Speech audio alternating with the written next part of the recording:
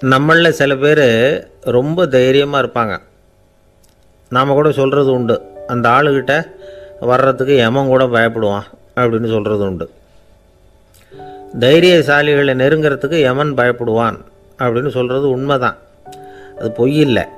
மன வலிமை இருக்குது பாருங்கள், அது மனுஷனை காப்பாற்றும். இது மருத்துவ ரீதியான உண்மை. உடல் கோளாறுகள் மன ஆரோக்கியத்தை பாதிக்கும். மன எழுச்சி, மன போராட்டம் இதெல்லாம் உடல் இயக்கத்தில் மாறுதலை உண்டாக்குது. சில வகையான நோய்களுக்கும் மனசுக்கும் இருக்கிற சம்பந்தம் என்னங்கிறத பற்றியெல்லாம் இப்போ ஆராய்ச்சி பண்ணுறாங்க. ஆஸ்மா, மூட்டு வலி, பெருங்குடல் அழற்சி, உயர் இரத்த அழுத்தம், சோரியாசிஸுங்கிற தோல் வியாதி, வயிற்று புண்ணு, இந்த தைராய்டு நச்சுத்தன்மை, இது மாதிரி நோய்களை உண்டாக்குறதுல மனசோட பங்கு என்னங்கிறத பற்றியெல்லாம் ஆய்வு பண்ணி பார்த்துருக்குறாங்க. எதுக்கு எடுத்தாலும் சோர்ந்து போகிறது, தோண்டு போகிறது, இப்படிப்பட்ட மனவாகு, அதோட யாரும் நமக்கு உதவ முடியாது அப்படிங்கிற மனோபாவம், கைவிடப்பட்ட மனநிலைமை, இதெல்லாம் நோயோட தீவிரத்தை ரொம்ப அதிகரிக்க செய்யுதான். இவங்கெல்லாம் அந்த கைகால் வலிக்குது, உடம்பு அசதியாக இருக்குது, தூக்கம் வரல, முதுகு வலிக்குது, உடம்புல உணர்ச்சி குறையுது, கை கால் விரல்லாம் மரத்து போகுது, இப்படி ஏதாவது சொல்லிக்கிட்டு டாக்டர்களை தேடி வந்துக்கிட்டு இருப்பாங்க. நெஞ்சு வலி யாருக்கு வருது தெரியுமா? பதற்றம், போட்டி மனப்பான்மை, அளவுக்கு அதிகமான வேகம், துடிப்பு, பேராசை, இதுலேயும் கட்டுப்பாடு, நேரம் தவறாமை, அப்புறம் இதெல்லாம் உள்ள மனவாக உள்ளவங்க இருக்கிறாங்கல்ல, அவங்க பெரும்பாலும் நெஞ்சு வலிக்கு ஆளாயிடுறாங்களாம். ஃப்ரீட்மேன் அப்படிங்கிறவர் நிறைய ஆராய்ச்சியெல்லாம் பண்ணி பார்த்துட்டு இதை உறுதிப்படுத்தியிருக்கிறார். அவர் பண்ணின ஆராய்ச்சியில் என்னெல்லாம் தெரிய வந்தது தெரியுமா? பொறுப்பு அதிகம் உள்ளவங்களுக்கு கண்டிப்பாக இரத்த அழுத்தம் வரும், அதிகமாக இருக்குமா. அதே மாதிரி கண்டிப்பாக இருக்கிறாங்கல்ல, அவங்களுக்கும் இரத்த அழுத்தம் அதிகரிக்குமா. இரத்த அழுத்தம் தனக்கு அதிகமாக இருக்குங்கிறத தெரிஞ்சுக்கிட்டவங்க தலைவலி, மயக்கம், இந்த தலை சுத்தல், அசதி, இது மாதிரியான உணர்வுகளை அவங்களுக்கு வந்துடும், அது மாதிரி உணர்வு. ஆனால் உண்மை என்ன தெரியுமா? இதெல்லாம் இரத்த அழுத்தத்தினால இல்லை. இரத்த அழுத்தம் கட்டுப்பாட்டுக்குள்ளே இருந்தால் கூட இவங்க இப்படி நினைக்கிறாங்களாம். இதுக்கு காரணம் மனசு தான் அப்படிங்கிறார் அவர். சில பேர் எப்படி தெரியுமா? ஒருத்தர் மாரடைப்பால் இறந்து போனார் அப்படின்னு கேள்விப்பட்டால் போதும், இறந்து போகிறதுக்கு காரணம் இதயம்தான் அப்படிங்கிற பீதியால், இதய தளர்ச்சி அப்படிங்கிற மனநோயால் பாதிக்கப்படுறார். இவங்கெல்லாம் அடிக்கடி தங்களுடைய இதய பகுதியை தொட்டு பார்த்துக்குவாங்க, நாடியை பிடிச்சி பார்த்துக்குவாங்க, அடிக்கடி மூச்சை உள்ளுக்கு இழுத்து வெளியில் விட்டு வலி வருதா அப்படின்னு பார்த்துக்கிட்டு இருப்பாங்க. வேறு எங்கேயாவது வலிச்சா கூட நெஞ்சை வலிக்குதா அப்படின்னு பார்ப்பாங்க. நெஞ்சு வலிக்குதுன்னு கூட சில பேர் சொல்ல ஆரம்பிச்சிருவாங்க. ஆஸ்மாவுக்கும் மனசுக்கும் சம்பந்தம் உண்டு. தீர்வு காண முடியாத மன போராட்டங்கள் எல்லாத்துக்கும் அடுத்தவங்களையே சார்ந்து இருக்கிற மனநிலை, இதெல்லாம் ஆஸ்மாவினுடைய தீவிரத்தை அதிகப்படுத்திடும். பயம், இது எப்படின்னா என்ன நடக்குமோங்கிற பதற்ற நிலை, அப்புறம் இந்த பயம், இதெல்லாம் சுவாசித்தலை அதிகரிக்க செய்யுது இல்லையா. இதனால் இரத்தத்தின் காரத்தன்மை அதிகமாகி நோயின் தீவிரமும் அதிகமாகுது. மன போராட்டம், மனக்கவலை, மன இறுக்கம், இதெல்லாம் தோல் வியாதியை தூண்டி விடுதான். இது மாதிரி இன்னும் எவ்வளவோ இருக்குது. அதனால் இன்றைக்கி நமக்கு தேவை என்னென்னா மன வலிமை, மலர்ந்த முகம், இது ரெண்டும் இருந்துட்டுதுன்னா பலவிதமான நோய்கள் நம்மக்கிட்ட நெருங்கி வராது. டாக்டர், என்ன நெருங்காமல் இருக்கிறதுக்கு நான் ஒரு காரியம் பண்ணுறேன் அப்படின்னார் ஒருத்தர். அவர் என்ன அர்த்தத்தில் சொன்னார்னா, டாக்டர் அவரை நெருங்காமல் இருக்கிறதுக்கு அவர் ஒரு காரியம் பண்ணுறாராம். நண்பர்கிட்ட சொன்னார். நண்பர் கேட்டார், அது என்ன காரியம் பண்ணுற அப்படின்னு கேட்டார். தினம் ஒரு ஆப்பிள் பழம் சாப்பிட்றேன்னார் அவர். ஏன்னா ஆங்கிலத்தில் ஒரு பழமொழி சொல்லுவாங்கள்ல, an apple a day keeps doctor away அப்படிம்பாங்க. ஒரு ஆப்பிள் பழம் சாப்பிட்டா டாக்டர் விலகியே இருப்பார், டாக்டர்கிட்ட போக வேண்டிய அவசியம் இருக்காது அப்படிங்கிறதுக்காக அந்த பழமொழி சொல்கிறது. என்ன, நான் யாருமே நெருங்காமல் இருக்கிறதுக்கு நான் ஒரு காரியம் பண்ணுறேன்னார் இன்னொருத்தர். டாக்டர் நெருங்காமல் இருக்கிறதுக்கு ஆப்பிள் பழம் சாப்பிட்றேன்னார் அவர். என்னை யாருமே நெருங்காமல் இருக்கிறதுக்கு நான் ஒரு காரியம் பண்ணுறேன்னார் இன்னொருத்தர். அது என்னன்னு கேட்டோம். தினம் ஒரு பூண்டு சாப்பிட்றேன்னார்.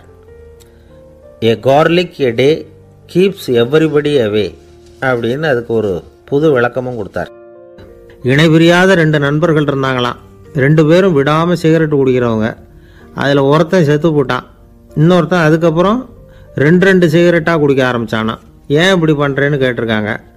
நான் ஒரு சிகரெட்டு தான் குடிக்கிறேன், செத்து போன என்னுடைய ஃப்ரெண்டு இருக்கானே செத்து போனவன், அவனுக்காக இன்னொரு சிகரெட்டு குடிக்கிறேன் அப்படின்னு நானா. இது ரொம்ப ஆபத்து, விட்டுடு அப்படின்னு சொல்லியிருக்காங்க. சரின்னு ஒத்துக்கிட்டான். ஆனால் அதுக்கப்புறமும் ஒரு சிகரெட் வீதமாக குடிச்சிக்கிட்டே இருந்தான். சிகரெட்டு பழக்கத்தை நீ இன்னும் விடலையான்னு கேட்டாங்களாம். அந்த பழக்கத்தை நான் எப்போ விட்டுட்டேன், இப்போ நான் குடிக்கிறது என் ஃப்ரெண்டுக்காக அப்படின்னு நானா. இவங்கெல்லாம் எப்படி திருந்துறது? Subscribe Hello TV Tamil. ஒரு மனுஷனை பார்த்து என்கிட்ட வாலாட்டாதே அப்படின்னு சொன்னா அவன் நம்மகிட்ட ஏதோ வம்புக்கு வர்றான்னு அர்த்தம். ஒரு நாயை பார்த்து யாரும் என்கிட்ட வாலாட்டாதே அப்படின்னு சொல்றது இல்லை. ஏன்னா நாய் வாலாட்டுனா அது நம்மகிட்ட தன்னுடைய நன்றியை தெரிவிக்கிறதாக நினச்சிக்கிட்டு இருக்கிறோம். ஆனால் அது அப்படி இல்லை அப்படின்னு சொல்கிறாங்க அது சம்பந்தமான நிபுணர்கள். ஒரு நாய் தன்னுடைய வாலை இந்த பக்கமும் அந்த பக்கமுமா இப்படியும் அப்படியும் ஆட்டிக்கிட்டு இருந்தா அது பதட்டத்தில் கூட இருக்கலாம். நாய் நட்பாக இருந்தாலும் வாலாட்டும், ஆத்திரத்தில் இருந்தாலும் வாலாட்டும், கோபத்தில் இருந்தாலும் வாலாட்டும், குழப்பத்தில் இருந்தாலும் வாலாட்டும், மகிழ்ச்சியாக இருந்தால் கூட அது வாலாட்டும். அதை நாம் தப்பாக புரிஞ்சுக்கிட்டு அதுக்கிட்ட போய் மாட்டிக்கக்கூடாது. நாயை பற்றி எனக்கு நல்லா தெரியும் அப்படின்னு சொல்கிறவங்க கூட அதுக்கிட்ட கடி வாங்கிட்டு நிற்கிறது உண்டு. நிபுணர்கள் என்ன சொல்கிறாங்க தெரியுமா? எப்போவுமே நாய்கள் திடீர்னு கடிச்சு விடுறதில்ல, கடிக்கிறதுக்கு முன்னாடி சில அறிகுறிகளை காட்டும். அதை சரியாக புரிஞ்சுக்கிட்டோம்னா தப்பிச்சுக்கலாம். ஒரு வீட்டுக்கு போகிறீங்க, அங்கே புதுசாக ஒரு நாயை பார்க்குறீங்க, உடனே அதுக்கிட்ட போய் குனிஞ்சு சிரிச்சுக்கிட்டே அது தலையில் தட்டுறீங்க. இது ரொம்ப தப்பான். ஒரு நாய் இன்னொரு நாயை நேருக்கு நேர் பார்த்து பல்ல காட்டுனா அது தன்னுடைய தன்முனைப்பை காட்டுதுன்னு அர்த்தமா. உன்னை விட நான் பெரியவன் அப்படின்னு சொல்லுதுன்னு அர்த்தம். அதனால் நீங்கள் அது மாதிரி கிட்ட போய் சிரிக்கிறோம் அப்படின்னு நினச்சிக்கிட்டு பல்ல காட்டினா உங்களையும் எதிரியாக நினச்சிரும். இன்னொரு விஷயம் என்னென்னா, தலையில் தட்டுனா நாய்க்கு பிடிக்காது. அது தன்னை அடக்கிறதாகவும் அச்சுறுத்துறதாகவும் நினச்சிக்கிட்டு இருக்கும். சரி, அப்படின்னா புதுசாக ஒரு இடத்துல அல்லது வீட்டில் நாய்க்குட்டியை பார்த்தா என்ன பண்ணுறது? நீங்கள் சும்மா இருங்க, அதுவாக கிட்ட வரட்டும். அதுக்கப்புறம் அதுக்கிட்ட கனிவாக பேசுங்க. கன்னம், மார்பு, தோல் இங்கெல்லாம் தட்டலாம், தப்பு இல்லையா? தலையில் தான் தட்டப்படாதான். ஒரு நாய் உங்களை நோக்கி ஓடி வருது, நீங்களும் ஓடுனா அது துரத்த ஆரம்பிச்சிடும். அசையாமல் சில மாதிரி நின்றுடுங்க, அது கிட்ட வராது. அதுக்கு ஆர்வம் இல்லாமல் போயிடும். ஒரு தெருவில் சின்ன பிள்ளைங்க நிறைய பேர் விளையாடிக்கிட்டு இருக்கிறாங்க. அப்போ சில நாய்கள் அங்கே ஓடி வருது. எல்லாரும் ஓடினாங்க. அப்படி ஓடுறப்போ ஒரு பையன் கால் தடிக்கு கீழே விழுந்துட்டான். என்னாச்சு தெரியுமா? துரத்திட்டு வந்த நாய்கள்லாம் கீழே விழுந்தவன ஒன்றும் செய்யலை, அவன்கிட்டே போகல. ஓடிக்கிட்டு இருந்தாங்கல்ல பசங்க, அவங்கள துரத்திக்கிட்டு அவங்க பின்னாடி ஓடிச்சான். அதுதான் நாய்களுடைய சுபாவம். ஒரு நாய் நம்மளை நேருக்கு நேர் முறைச்சி பார்க்குதுன்னு வச்சுங்க, நாமளும் அதை முறைச்சி பார்க்கக்கூடாது. நாம் வேற பக்கம் எங்கேயாவது பார்க்க ஆரம்பிச்சிடணும். ஒரு நாய் கோபமாக இருந்ததுன்னா அதோட வால் உறுதியாக நேராக நிற்கும். ஒரு நாய் பணிந்து போனால் அல்லது பயந்து போனால் அது தன்னோட வாலை காலுக்கு நடுவில் வச்சுக்கும். ஒரு நாய் நம்மளை பார்த்து பயந்து நிற்குதுன்னு வச்சுங்க, அதனால் நமக்கு ஆபத்து இல்லைன்னு நினச்சிடக்கூடாது. உங்களை பார்த்துட்டு ஒரு நாய் ஒடுங்குச்சுன்னா நீங்கள் விலகி போயிடணும் அப்படின்னு அது நினைக்குது. நிறைய பேர் பயந்து போன நாயால் கடிபடுறாங்க. இவன் நம்மளை விட பெரிய ஆள், மாட்டிக்கிட்டோம், வேற வழி இல்லை அப்படிங்கிற நினப்பில் தான் நாய் கடிக்க ஆரம்பிக்குதான். இதே மாதிரி சங்கிலியால் கட்டி போடப்பட்டிருக்கிற நாயும் ஆபத்தானது தான். தொடர்ந்து கட்டி போட்டிருந்தா காலப்போக்கில் அது ஒரு மாதிரி ஆகிடும். நாய் குழந்தைகளை கடிக்காது அப்படின்னு சில பேர் சொல்லுவாங்க. அதுவும் ஒரு தவறான நம்பிக்கை. அதனால் சின்ன குழந்தைகளை தனியாக நாயோட விளையாட விடக்கூடாது. ஆகக்கூடி நாயை பற்றி நிறைய விஷயம் புரிஞ்சுக்க வேண்டியிருக்குது. ஒருத்தர் தன்னுடைய நண்பர் வீட்டுக்கு போயிருந்தார். அவசியம் எங்கள் வீட்டில் சாப்பிட்டுட்டு தான் போகணும் அப்படின்னு ரொம்ப அன்பாக சொல்லிவிட்டார். அதை மீற முடியல இவரால். சரின்னு உட்காந்துட்டார். சாப்பாடு போட்டாங்க, சாப்பிட ஆரம்பித்தார். அவங்க வீட்டில் கட்டி போட்டிருந்த நாய்க்குட்டி இவர் சாப்பிட்றத முறைச்சி பார்த்துது. ஏன் இப்படி என்ன இது முறைச்சி பார்க்குது உங்கள் வீட்டு நாய்க்குட்டி அப்படின்னு அவர் கேட்டார். அப்போ அவங்க சொன்னாங்களாம், அதுக்கிட்ட ஒரு கெட்ட பழக்கமுங்க, தன்னோட தட்டில் யார் சாப்பிட்டாலும் அது அப்படி தான் முறைச்சி பார்க்கும் அப்படின்னாரா அவர். ஒரு குரங்கும் கழுதையும் நண்பர்கள், எங்கே போனாலும் சேர்ந்தே போவாங்க வருவாங்க. அப்போ அந்த கழுதை கொஞ்சம் கவலையோடு பேச ஆரம்பிச்சுதான்.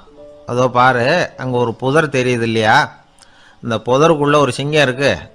அந்த பக்கமாக நான் போகிறப்போ வர்றப்போலாம் அது என்கிட்ட வம்பு வளர்க்குது, தகராறு செய்யுது, என் மேலே பாயுது, என்னை தாக்குது ஏன்னு தெரியல அப்படின்னுது. இதை கேட்டதும் அந்த குரங்கு சொல்லிச்சு, இனிமேல் கவலைப்படாத, இந்த தடவை நான் உன்னை காப்பாற்றுறேன்னுது.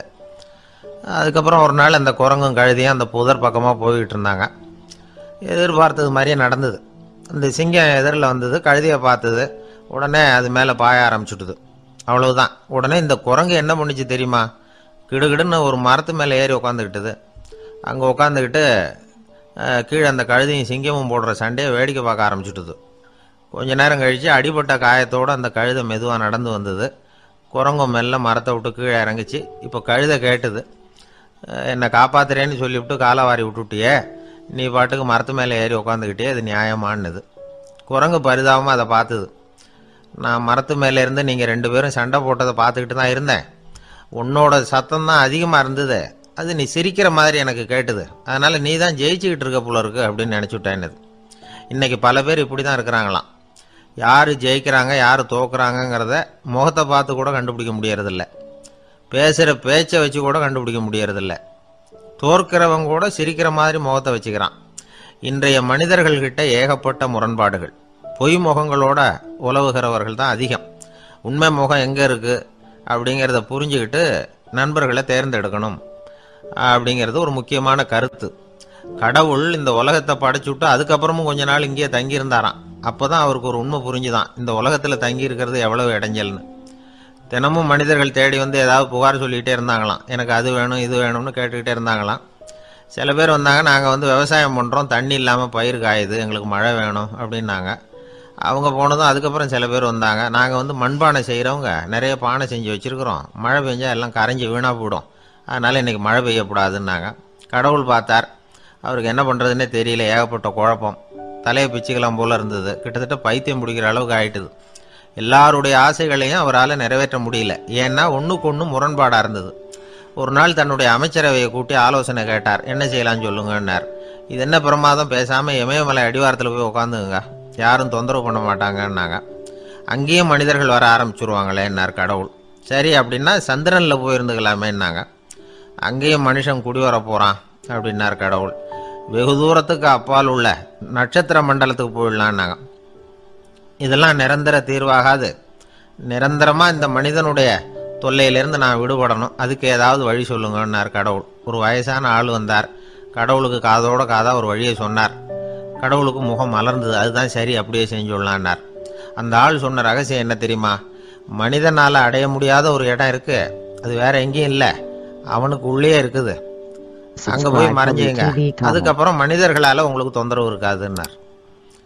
மனிதன் நினைக்காத இடம் அதுதான். அதாவது உள்ளுக்குள்ளே இருக்கிற உண்மையை புரிஞ்சுக்காம வெளியில் எங்கேயோ அது இருக்கிறதாக நினச்சி வரட்டிக்கிட்டு அலையிறான் மனுஷன். உள்ளே இருக்கிற உண்மை புரிஞ்சா நாம் தன்னம்பிக்கையோட தலை நிமிர்ந்து வாழலாம். வேடிக்கையாக ஒரு கதை சொல்லுவாங்க. இதை பாருங்கள், நம்ம பையன் எங்கே பணம் வச்சாலும் எடுத்து விடுறான், என்ன பண்ணுறதுன்னாங்க அம்மா. அப்பா கொஞ்சம் நேரம் யோசனை பண்ணார். அதுக்கப்புறம் சொன்னார், அவன் கண்ணில் படாத இடமா, நம்ம வீட்டில் இருக்கிறது ஒரே இடம் தான், அங்கே பணத்தை வை திருட்டு போகாதுன்னார். அது எந்த இடம்னு கேட்டாங்க. அதுதான் அவன் பாட புஸ்தகம், அதில் வச்சிரு, அவன் தொடவே மாட்டான். பாட புத்தகத்தை தொடாமல் பரீட்சையில் வெற்றி பெற முடியாது அப்படிங்கிறத புரிஞ்சுக்கணும். உள்ளே இருக்கிற உண்மையை தொடாமல் வாழ்க்கையில் வெற்றி பெற முடியாது. அதனால் உண்மையை புரிஞ்சுக்கிட்டா வாழ்க்கையில் வெற்றி நிச்சயம். ஒருத்தரை பார்த்து உன்னுடைய நண்பர்கள் யார் அப்படின்னு ஒரு கேள்வி கேட்டு பாருங்க. கொஞ்சம் யோசித்து பதில் சொல்லுவாங்க. அவங்ககிட்டயே உன்னுடைய எதிரிகள் யார் அப்படின்னு கேளுங்க, கடகடன்னு ஒப்பிச்சிருவாங்க. நம்ம மனசு இருக்க, அது எப்படின்னா நம்ம நண்பர்களை விட எதிரிகளை அது நல்லா ஞாபகத்தில் வச்சுக்கும். இது ஒரு ஆச்சரியமான உண்மை. உங்களால் நண்பர்களை மறந்துட முடியும், ஆனால் எதிரிகளை மறந்துட முடியாது. இது ஒரு வேடிக்கையான நிலைமை தான். அழகான தருணங்களை நாம் ஏன் மறந்துடுறோம்? இது இயற்கை. ஏன்னா நம்ம மனசு மலர்களை கவனிக்கிறதில்ல, அதில் இருக்கிற முள்ளை தான் கவனிக்குது. தன்னை காயப்படுத்துகிற எதையும் அது உடனே கண்டுகொள்ளுது. ஒரு தெளிந்த சிந்தனை உடைய மனசு மிக அழகாக உள்ள எல்லாத்தையும் கவனிக்கும். அது நன்றியுடன் உணரக்கூடிய எல்லாத்தையும் பார்த்து குறிச்சிக்கும். இப்படிப்பட்டவங்க வாழ்க்கை இயல்பாகவே நல்லா அமையும். அது ரொம்ப அபூர்வம். மனசில் உள்ள ஒரு சிறிய அமைப்பை மாற்றுவதை பொறுத்து தான் இந்த விஷயம் அப்படிங்கிறார் ஓஷோ. ஒரு யூத கோவில் இருந்து தான், அது யூதர்களின் மடமாகவும் இருந்தது. அங்கே ஒரு தலைமை குரு, அவர் ரொம்ப கண்டிப்பானவர். அந்த கோவிலை ஒட்டி ஒரு தோட்டம். ஒரு நாள் காலையில் அந்த தோட்டத்தில் 2 இளம் யூதர்கள் நடந்து போய்கிட்டு இருக்கிறாங்க. காலையில் 1 மணி நேரம், மாலையில் 1 மணி நேரம் அவங்க அந்த தோட்டத்தில் நடக்கிறதுக்கு அனுமதி உண்டு. மற்ற நேரங்களில் அவங்க மத புத்தகங்களை படிக்கணும், பிற விதிமுறைகளை கடைபிடிக்கணும். அந்த 2 பேருமே தொடர்ந்து புகைப்பிடிக்கிற பழக்கம் உள்ளவங்க.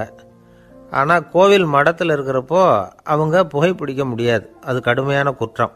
சரி, நாம் தோட்டத்தில் இருக்கிறப்போவாவது புகைப்பிடிக்கலாமா அப்படின்னு ஒரு ஆசை அவங்க 2 பேருக்குமே. இருந்தாலும் பயம். இப்படி கேட்டால் மதகுரு என்ன சொல்லுவாரோ அல்லது என்ன செய்வாரோங்கிற பயம். இப்படியே கொஞ்ச நாள் ஆச்சு. ஒரு நாள் அந்த 2 பேரில் ஒருத்தன் ரொம்ப கலங்கி போய் அந்த கோவிலிருந்து வெளியில் வந்துக்கிட்டு இருந்தான். வந்தவன் நேராக தோட்டத்து பக்கம் போனான். அங்கே இன்னொருத்தன் ஆனந்தமாக புகை பிடிச்சிக்கிட்டு இருக்கிறான். அதை பார்த்ததும் இவனுக்கு அதிர்ச்சி. அட கடவுளே, என்ன இது, நீ கேட்காமலே ஆரம்பிச்சிட்டியா அப்படின்னா. இல்லை இல்லை, நான் கேட்டுவிட்டு தான் ஆரம்பிச்சிருக்கேன்னா அவன். அப்படியா, என்ன மனுஷன் இவர், நானும் தான் கேட்டேன், என்னை கண்ணாமுன்னான்னு திட்டிவிட்டார். இது என்ன கோவிலா இல்லை நரகமா? உனக்கு புகை பிடிக்கணும்னு ஆசையாக இருந்தால் நரகத்துக்கு போகணும்னு சொல்லிவிட்டார். அது சரி, உன்னை மட்டும் எப்படி அனுமதிச்சார் அப்படின்னு கேட்டான் இவன். அவன் சிரிச்சுக்கிட்டே, நீ எப்படி கேட்ட சொல்லு அப்படின்னா. நாம் இந்த தோட்டத்துக்கு வர அனுமதிக்கப்பட்டிருக்கிறதே ஜபத்துக்காகத்தானே, அதனால் நான் ஜபம் சொல்லும் பொழுது புகை பிடிக்கலாமா அப்படின்னு கேட்டேன். அதுக்கு தான் அவர் சத்தம் போட்டு என்னை அடிக்கவே வந்துட்டார் அப்படின்னா இவன். நீ ஒரு மாதிரியாக கேட்டிருக்க, நான் வேற மாதிரியாக கேட்டிருக்கிறேன். ஜெபம் சொல்லும்போது புகை பிடிக்கலாமான்னு நீ கேட்டிருக்க.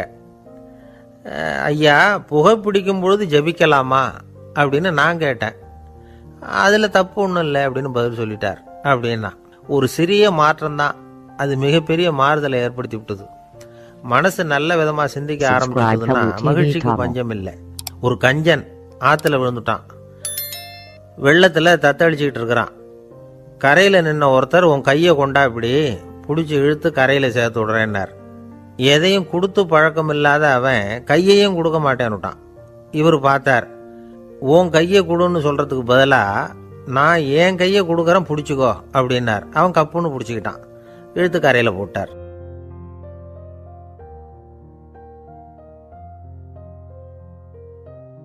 ஜப்பானில் உள்ள ஒரு புத்த விகாரை.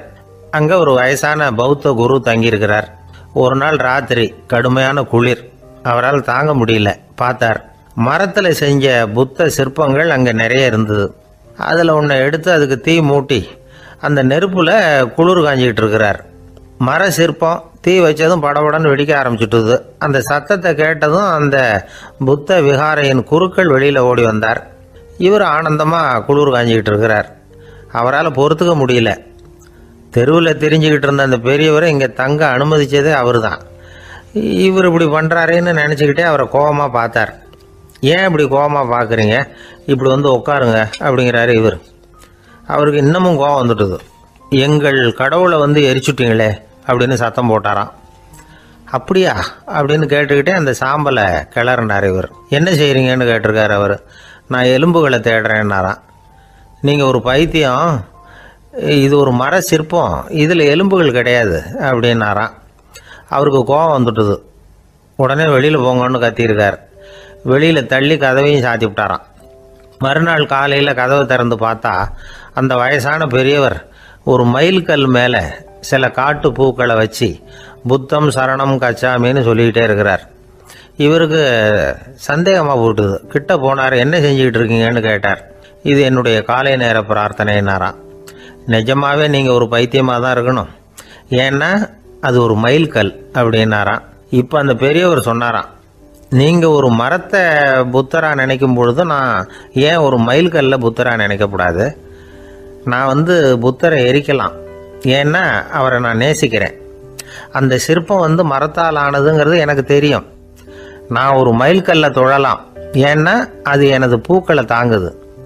நான் இந்த மைல்கல்லுக்குள்ளே மறைஞ்சிருக்கிற புத்தரை பார்க்குறேன். யாராவது ஒரு சிற்பி இதை சிலையாக்கினாதான் நீங்கள் புத்தரை பார்க்க முடியும். அன்னைக்கு ரொம்ப குளிராக இருந்தது.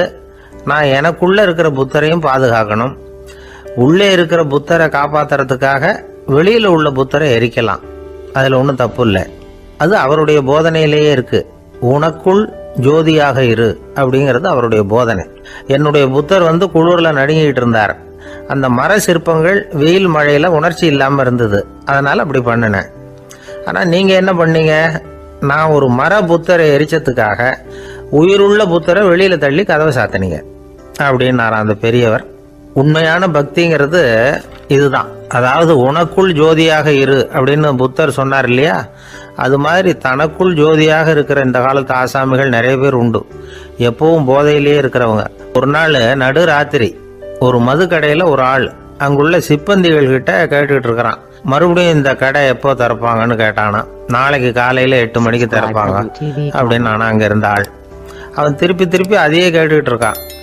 இவனுக்கு பதில் சொல்லி சொல்லி அழுத்து போச்சு. அதான் சொல்கிறேன் ஐயா, நாளைக்கு காலையில் வா அப்படின்னாங்களாம். அதுக்கு இவன், நான் வர்றதுக்காக கேட்கலையா, நேத்திக்கு வந்தவன் உள்ளேயே மாட்டிக்கிட்டேன், வெளியில் போகிறதுக்காக கேட்டேன் அப்படின்னானா. இன்பம் துன்பம் இது ரெண்டும் சேர்ந்தது தான் வாழ்க்கை. இது எல்லாரும் சொல்லிகிட்டு இருக்கிற ஒரு உண்மை. அது சரி, இது ரெண்டும் வர்றதுக்கு என்ன காரணம்? துறவி ஒருத்தர் யோசித்து பார்த்துருக்கார். இன்ப துன்பம் தோன்றுவதற்கு முக்கியமாக 6 காரணங்கள் உண்டு அப்படிங்கிறார் அவர். அது என்னங்கிறத நாமளும் தெரிஞ்சு வச்சுக்குவோமே. இப்போ முதல் காரணம் சுயநலம். ஒரு தாயார் வந்து தன்னுடைய சுயநலம் கருதி தன்னுடைய மகன் இன்பமாக இருக்கணும்னு ஆசைப்படுறாங்க. மகனும் அப்படியே ஆசைப்படுறான். அதனால் தாயாரின் இன்ப துன்பங்களை பார்த்துட்டு மகனும் இன்ப துன்பம் அடையிறான். அந்த அம்மாவுக்கும் அதே நிலைமை தான். 2வது காரணம் உறவு. நான் துறவியான பிறகு கூட உறவுங்கிற காரணத்தினால தான் தாயாருடைய சுக துக்கங்களை கண்டு நானும் சுக துக்கம் அடைகிறேன். என் தாயாருடைய நிலைமையும் இதுதான் அப்படிங்கிறார் ஒரு துறவி. 3வது காரணம் என்னென்னா அறிமுகம். எனக்கு அறிமுகமான ஒருத்தரை ரயில் நிலையத்தில் சந்திக்கிறேன். அவர் தன்னுடைய பணப்பையை எங்கேயோ தொலைச்சிவிட்டு வருத்தப்பட்டு இருக்கிறார். நானும் வருத்தப்படுறேன். அந்த சமயத்தில் யாரோ ஒருத்தர் இதுதானே அவங்க பணப்பை அப்படின்னு சொல்லி கொண்டாந்து நீட்டுறார். பணப்பையை தொலைச்சவர் சந்தோஷப்படுறார், நானும் சந்தோஷப்படுறேன். இது அந்த துறவி சொல்கிற அனுபவம். 4வது காரணம் என்னென்னா கருணை. எனக்கு முன்னே பின்னே தெரியாத ஒருத்தனை யாரோ ஒருத்தன் அடித்து காயப்படுத்தி போடுறான். கருணை காரணமாக நான் அதுக்காக துக்கப்படுறேன். 5வது காரணம் எதையும் நம்புறது. ஒரு பசுமாட்டை ஒரு முரணை அடிச்சுக்கிட்டு இருக்கிறான் அப்படின்னு ஒருத்தர் வந்து நம்மகிட்ட சொல்கிறாருன்னு வைங்க, உடனே நான் துக்கப்படுறேன். இன்னொருத்தர் வந்து அந்த முரணனை போலீஸ்காரங்க பிடிச்சிட்டு போயிட்டாங்கன்னு சொல்லி சொல்கிறார், நான் உடனே சந்தோஷப்படுறேன். 3வதாக ஒருத்தர் வந்து முதல் 2 பேரும் சொன்னது பொய்யுங்கிறார். அப்போ நான் இன்ப துன்பம் ரெண்டுமே இல்லாமல் நிம்மதியாக இருக்கிறேன். இது ஒரு விதம். அடுத்தது 6வது காரணம் என்னென்னா தன்மயமாகுதல். ஒரு நாவல் படிச்சுக்கிட்டு இருக்கிறோம், அதில் வர்ற பாத்திரங்களோட நாம் ஒன்றி போயிடுறோம். அதில் வர்ற பாத்திரங்கள் சிரிச்சுதுன்னா நாமளும் சிரிக்கிறோம், அது அழுதுன்னா நாமளும் அழறோம். அதெல்லாம் வந்து அந்த துறவி சொல்கிற அனுபவ உண்மைகள். இன்ப துன்பம் இது ரெண்டும் தோன்றுவதற்கு சுயநலம், உறவு, அறிமுகம், கருணை, எதையும் நம்புறது, தன்மயமாகிறது, இது எல்லாம் தான் முக்கிய காரணம் அப்படின்னு அவர் சொல்கிறார். ஆகக்கூடி ஒட்டு மொத்தமாக யோசனை பண்ணி பார்த்தா பிற பொருள்கள் மீது பற்றுதல் காரணமாக தான் நாம் வந்து இன்ப துன்பம் அடையிறோம் அப்படிங்கிறத புரிஞ்சிக்க முடியுது. மனுஷன் வந்து இன்ப துன்பம் அடையிறதுக்கு 7வது காரணம் கூட ஒன்று உண்டு அப்படின்னு சொல்லிகிட்டே வந்தார் ஒருத்தர். அது என்ன அப்படின்னு கேட்டோம். அதுதான் சார் இந்த நீங்கள் சொல்லிட்டு வர்ற இன்று ஒரு தகவல்னார். எப்படி சொல்கிறீங்கன்னு கேட்டோம். இன்று ஒரு தகவல் கேட்க ஆரம்பிக்கிறப்போ மனசில் இன்பம், ஆரம்பித்த உடனே இது ஏற்கனவே கேட்ட சமாச்சாரமாச்சே அப்படின்னு நினைக்கிறப்போ துன்பம் அப்படின்னு அதுக்கு ஒரு விளக்கம் கொடுத்தார் அவர்.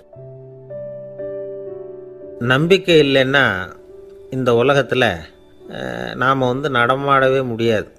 அவநம்பிக்கையோடு இருந்துக்கிட்டு இருந்தால் என்றைக்கும் அவஸ்தை தான். நாம் நம்புறது நடக்குதோ இல்லையோ அது வேற விஷயம். ஆனால் எதையும் நம்பி தான் நாம் அடி வைக்க வேண்டியிருக்கு.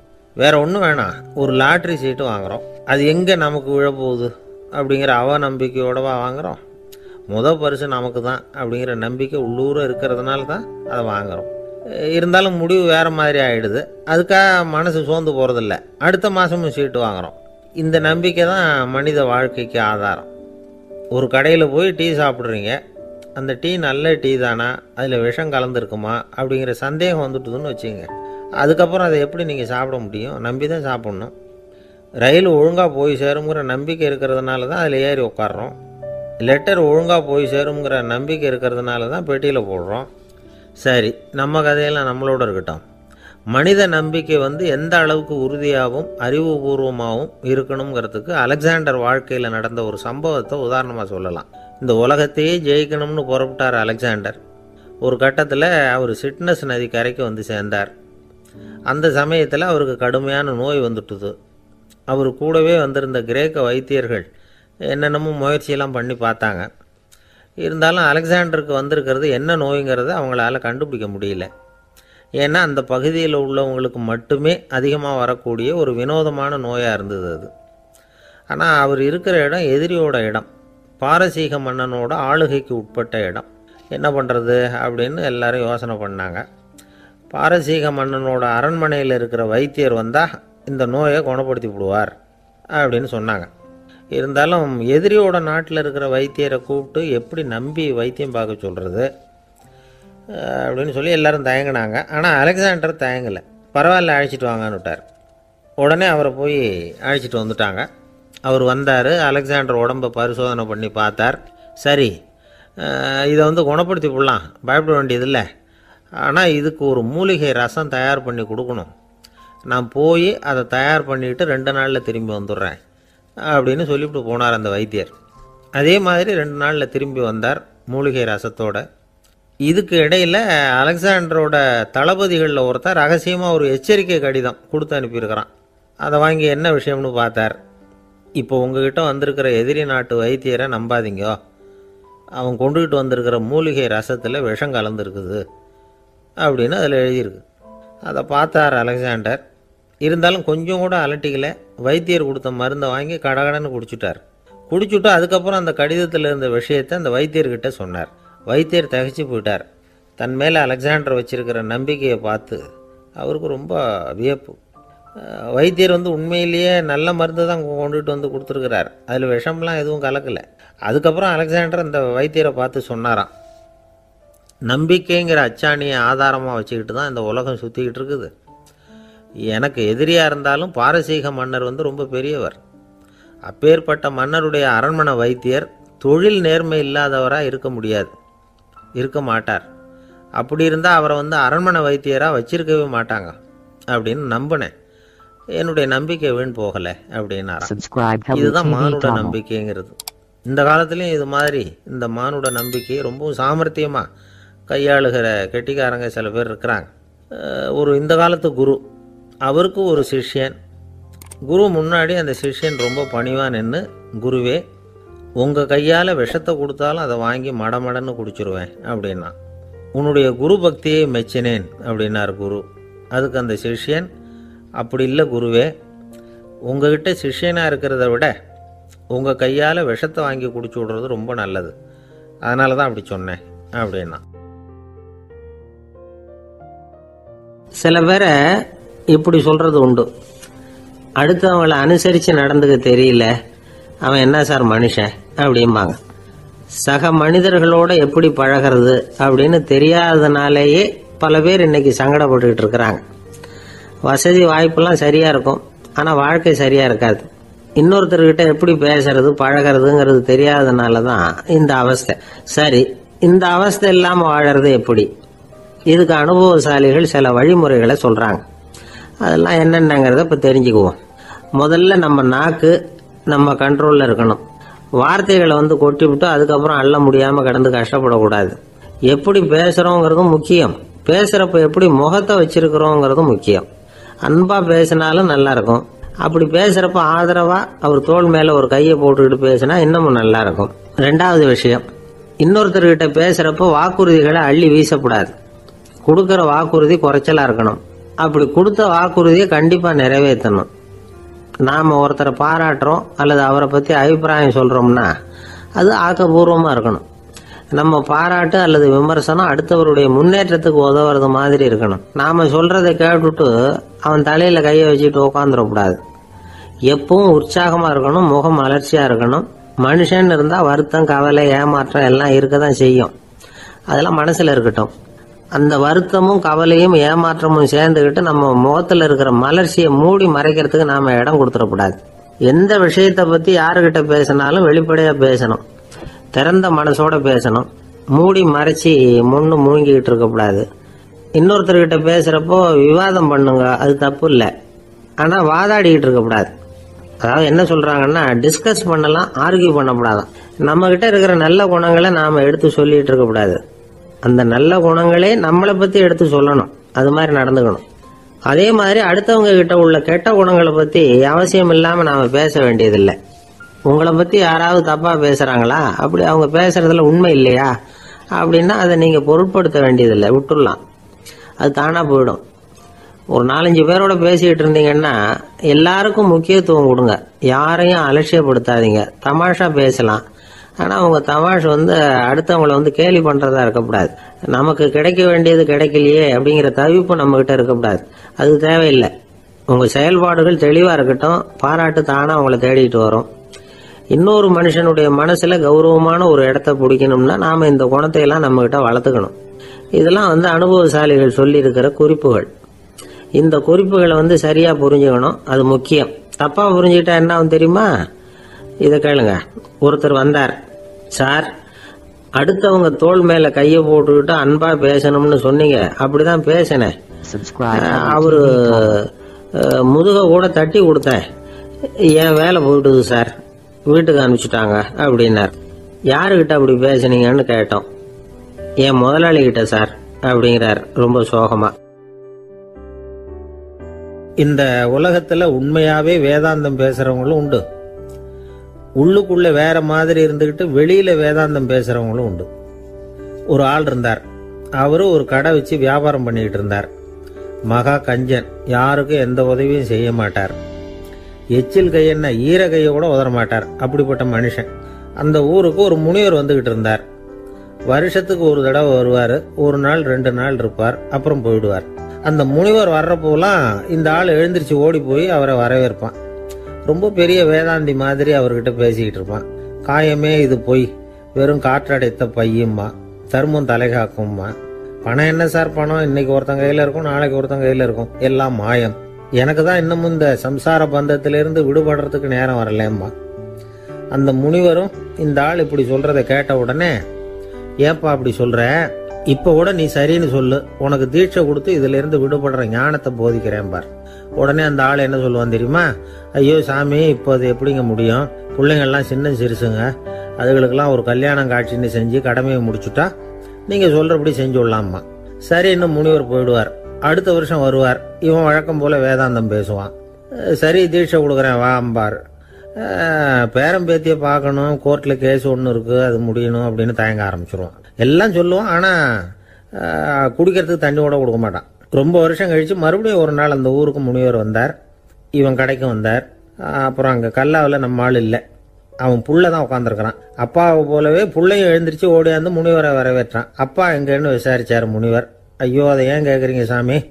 உங்ககிட்ட தீட்சை வாங்கி இந்த சம்சார பந்தத்திலிருந்து விடுதலை பெறணும்னு சொல்லிக்கிட்டே இருப்பார். அது நிறைவேறாமலே போய் சேர்ந்துட்டார். போன மாதம் ஒரு நாள் திடீர்னு நெஞ்சு வலிக்குதுன்னார். அவ்வளவுதான், போட்டுன்னு போயிட்டார் அப்படின்னு புலம்புனான் பையன். இதை கேட்டதும் முனிவர் சிரிச்சாரான். அவன் எங்கடா போவான்? உன் அப்பா எங்கேயும் போகல, இதோ வாழை ஆட்டிக்கிட்டு உன் காலடியிலே இருந்துகிட்டு இருக்கான் பார் அப்படின்னு சொல்லி அங்கே நின்றுகிட்டு இருந்த ஒரு நாயை சுட்டி காட்டினாரான். என்ன சாமி சொல்றீங்க அப்படின்னு ஆச்சரியமாக கேட்டிருக்கான் பையன். உடனே முனிவர் அந்த நாயோட தலையில் ஒரு தட்டு தட்டி பேசுறா அப்படின்னாரான். உடனே அந்த நாய் வேதாந்தம் பேச ஆரம்பிச்சுட்டு தான். காயமே இது போய் வெறும் காற்றடைத்த பைய அப்படின்னு தான். முனிவர் சொன்னார், அடே இப்பவும் ஒன்றும் கெட்டு போகல, நீ விரும்புனா சொல்லு, உனக்கு தீட்சை கொடுத்து என் பின்னாடியே அழைச்சிட்டு போயிடுறேன், அங்கே அழைச்சிட்டு போய் உனக்கு ஞானத்தை போதிக்கிறேன், வர்றியா அப்படின்னு கேட்டிருக்காரு. உடனே அந்த நாய் சொல்லிச்சான், ஐயோ அதை ஏன் கேட்குறீங்க சாமி, நான் உண்ணாம தின்னாம ஏராளமான சொத்து சேர்த்து வச்சுட்டேன். என் பிள்ளைங்க அதோட பெருமை தெரியாம ராத்திரி நேரம்லாம் கதவை திறந்து போட்டுட்டு தூங்கிடுவாங்க. அதனால இப்படி நாயா பிறந்து ராத்திரி பகலாக சுற்றி சுற்றி காவல் காத்துட்டு கிடக்கிறேன். இப்போ எப்படி சாமி வர முடியும் அப்படின்னு கேட்டுதான். அறியாமையிலேயே சுகம் கண்டு இப்படி இருக்கிற ஆளுங்களுக்கு எப்படி விடுதலை கிடைக்கும், எப்போ விடுதலை கிடைக்கும் அப்படின்னு கேட்கிறார் தசாவதானி, திருக்குறள் பேர் ராமையா. அவர் கேட்கறது நியாயம் தானே. இந்த காலத்து பையன் ஒருத்தன் அப்பா கிட்ட சொன்னான், அப்பா இன்னைக்கு நான் 1 ரூபா மிச்சப்படுத்தி விட்டேன் அப்படின்னு. நானும் அப்படியா, என்னடா பண்ணேன்னு கேட்டிருக்காரு அப்பா. டவுன் பஸ்ஸில் ஏறாமல் அது பின்னாடியே ஓடியாந்தேன், 1 ரூபா மிச்சம் தானே அப்படின்றான். அட பாவி, ஒரு ஆட்டோ பின்னாடி ஓடியாந்துருந்தா 10 ரூபா மிச்சமாயிருக்குமே, வேஸ்ட் பண்ணிட்டியே அப்படின்னாராம் அந்த அப்பா.